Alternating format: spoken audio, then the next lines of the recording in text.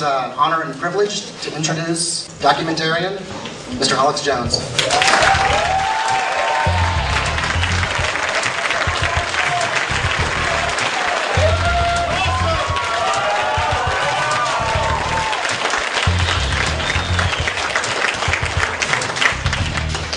Thanks for coming out this evening. Let me just tell you a little bit about this film.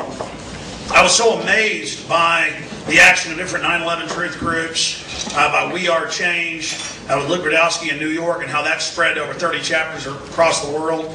I wanted to show people the courage of the young men and women, predominantly, that are out there confronting politicians, corporate media whores, other individuals in the ruling elite that are basically turning the United States and the rest of the planet into a police state so that they can safely carry out their current crimes and even bigger plans they have in the future that I've covered in some of my other films. You'll see some clips in this documentary where Fox News, MSNBC, CNN, and others say these 9/11 truthers that are asking questions need to be tased, need to be beaten, need to be arrested, need to be shipped to secret prisons to be tortured. And they're not joking. That's a White House talking point, because we saw it simultaneously in all the channels. And since then, the feds have planted a bomb at the military recruiting center in Times Square and tried to blame it on 9/11 truth. Since then, today in Kentucky at the NRA convention, accredited We Are Change politely asked Oliver North about his involvement in the FEMA camp program, which we have Senate hearings on. The police tackled them, beat them up, stole their cameras, stole their equipment, erased it, took the memory sticks and the cameras, threw them out on the street. This is in the United States. Only in third world countries and Nazi Germany and Soviet Russia do you see the press being assaulted by goons, and it is outrageous. Yeah. So I want you to understand that a lot of people have gone through death threats. And I don't just mean death threats at their house. I mean people calling their mother up who lives in another location and saying, your son's visiting a friend in another state right now. He was just out back playing volleyball. I can't wait to slit your son's throat. That's your government, ladies and gentlemen. That's the crooks that run this country. They're having their way with us. It's not enough to ship their heroin and cocaine into this nation and put our young people in prison if they're dumb enough to use it. Yeah.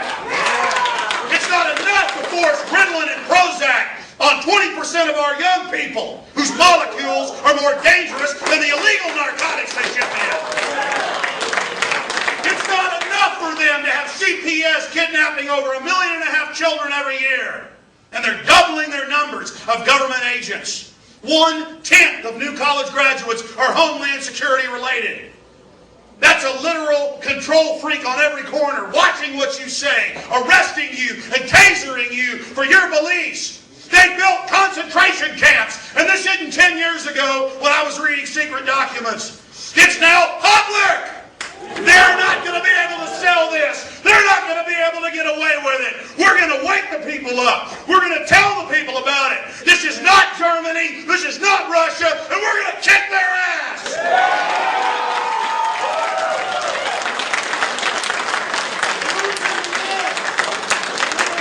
Last night when I was here, I told the story about I had the head of the Kissinger Group, one of the top people at the Carnegie Endowment, and that's what sets our society.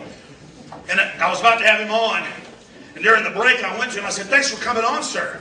He started laughing at me. He said, yeah, Jones. I said, oh, you know who I am? He goes, of course we know who you are. And I said, and yeah, you're coming on here because you're in trouble, and you know we're coming for you. And he just laughed at me.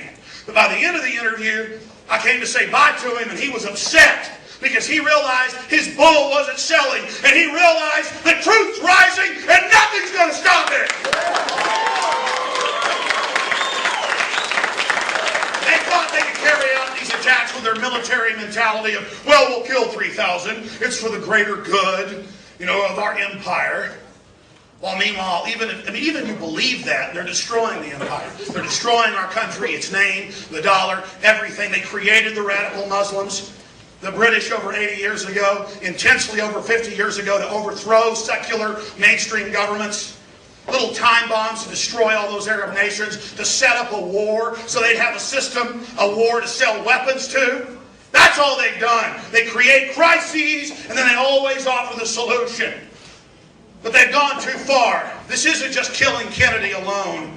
In 1963, with the Cold War mentality, when the people would rationalize and make excuses, even though they knew that it was an inside job, people kind of just shut up about it. Everybody can see one man having his head blown off and say, well, that doesn't affect me. But people see buildings blowing up and remote control aircraft going into them. Everybody says, my God, these people are total madmen. It's one thing to commit an assassination. It's another thing to kill 3,000 innocent people because you want to have a war and an empire.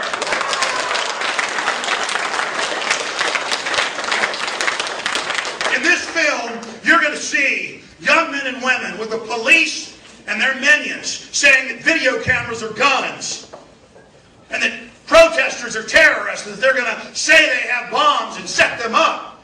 That's how corrupt the system has gotten.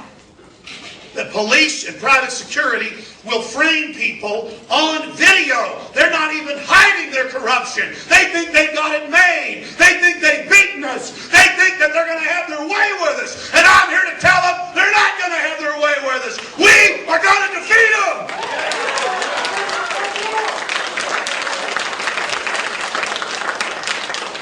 So a lot of this film is funny. It's happy. You see a lot of energy in these young people's eyes. But remember, they're on the front lines. We Are Change in Kentucky today was tackled and beat up by the police. They had press passes. They went and politely said, Oliver North, you were involved in concentration camp programs, which is admitted. And he sicked his private goons with police, and they took those young guys and they slammed their faces right in the wall, saying to everybody, you're damn right we did, and we're going to start right now, violating your First Amendment and driving the stake through this country's heart. These bullies know we're starting to wake up to them, and they're afraid. And that's why they're trying to demonize us, because they know they're criminal. The popular culture, all of it now, knows that most terror is an inside job. The average person in major polls knows criminal elements of the government shipping the majority of the drugs, another crisis they've created.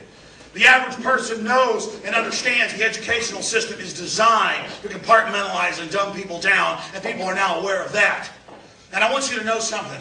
They can kill an individual like me, they can frame me, set me up, they can kill or set up Luke Rudkowski or anybody else, but they cannot stop you all. There's more of us than there are of them.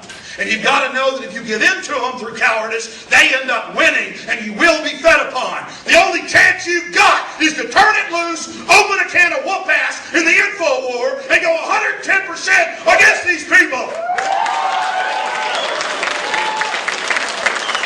History will judge us. Our future progeny will ask what we did for humanity. The problem throughout human society is that the good men and women do nothing. They don't want power. They don't want control.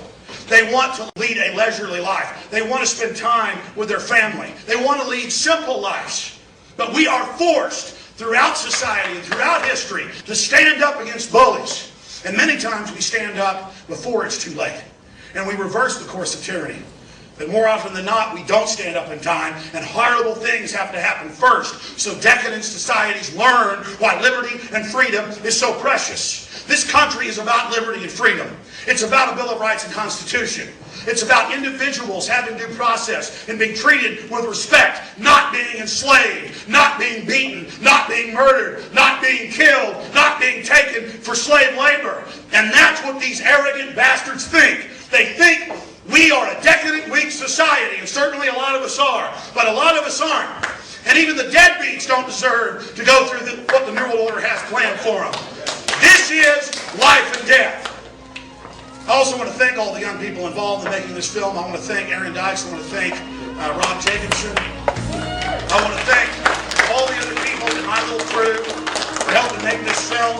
I want to thank all the people that shot video, all the people who went through hell and back in many cases. And this is only a tiny snapshot. When I asked all these 9/11 truth groups to send me footage, I was sent probably 600, 700 hours, and more is coming in. And this is only 2 hours, what you're about to see. Obviously, we couldn't put it all in here. We couldn't cover every angle, every facet. This is just an example of free human beings going out and trying to ask questions of politicians and being set up, being beat, being arrested here in the supposed free United States of America. I want to thank you again for coming out this evening, and I hope that each and every one of you realize you are the future. Look in the mirror tonight and realize it's only you that stands between freedom and absolute despotism. You are the defenders. You are the guardians. You are the servants of liberty. You are the servants of the small children who can't defend themselves, who are full of magical innocence. You are the defenders of the future. You, at this key crossroads in human development, will decide whether a corrupt, inbred, sadistic, control freak elite dominates our species, or whether we the people revolt in the information war and defend ourselves physically if need be to wrest control from them and set a course towards the stars. Thank you for coming out tonight.